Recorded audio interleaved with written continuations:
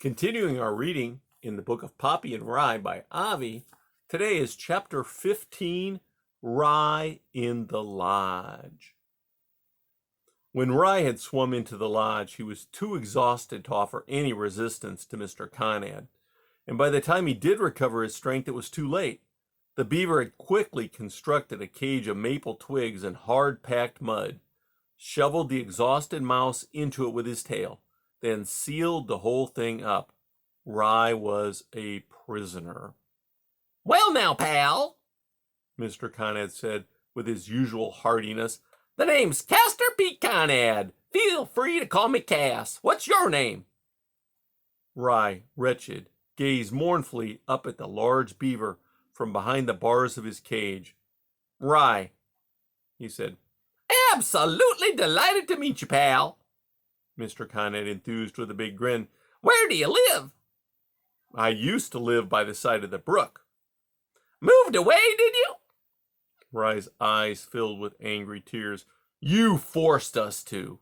"Me? Force you? Not me. You could have stayed." "We would have drowned." "Hey, pal, that was your choice. Life isn't fair. No one promised you a rose garden. Take the good with the bad, the sweet with the sour. It all works out in the end." Mr. Conrad offered another toothy smile. "Okay," he went on. "Let's cut to the chase. What made you come here?" Rye, glowering, looked up at the enormous beaver. "To get rid of you." "Hey, pal, you are the violent type, aren't you? You make me nervous." The beaver grinned. "Where do you live now?" "Up by a boulder." "A boulder? That a fact. Exactly where?" "On the ridge, overlooking the pond." Mr. Conrad's heart fluttered. "Not by any chance that boulder right on the ridge that's got a bunch of plants growing around it?" "Yes," Rye answered.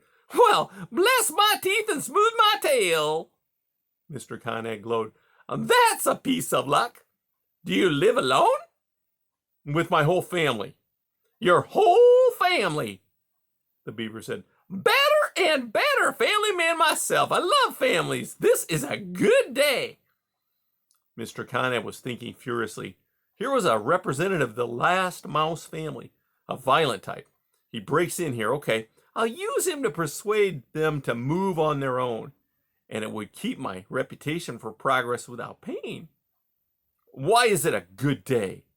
Rye demanded, becoming alarmed. "What are you going to do to my family?"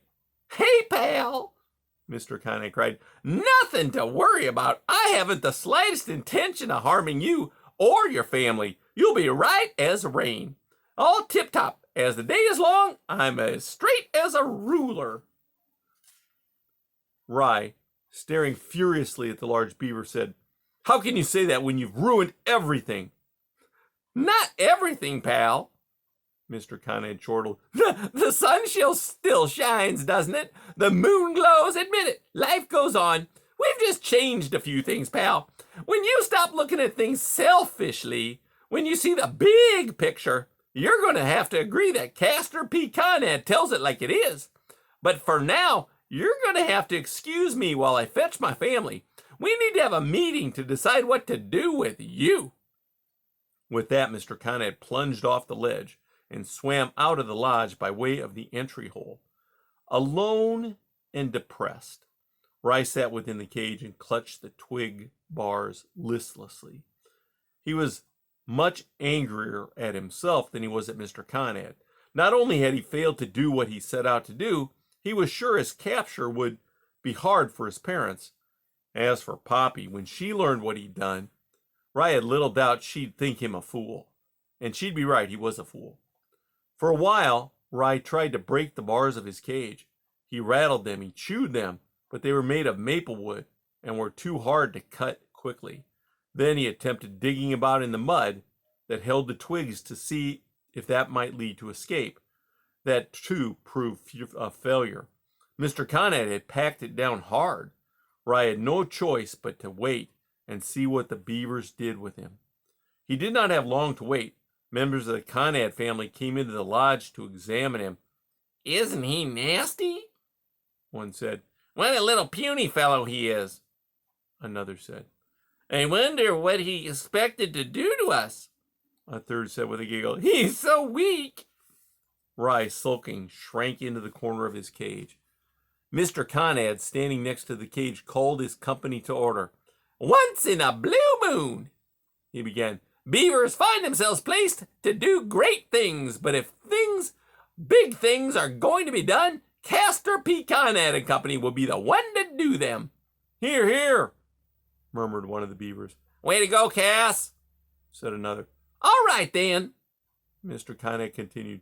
We're ready to move forward and expand Conrad's cute condos into something grander. How about a lake? Whoa, fantastic, cool.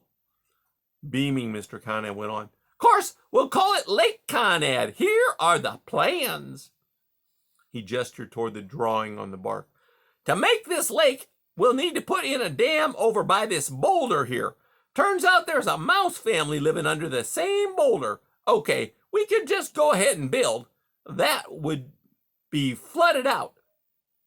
But that's not our way, is it? Conrad and Company has a reputation for being sensitive. It's important to keep that notion afloat. We need these mice to leave on their own. There was some beating of tails.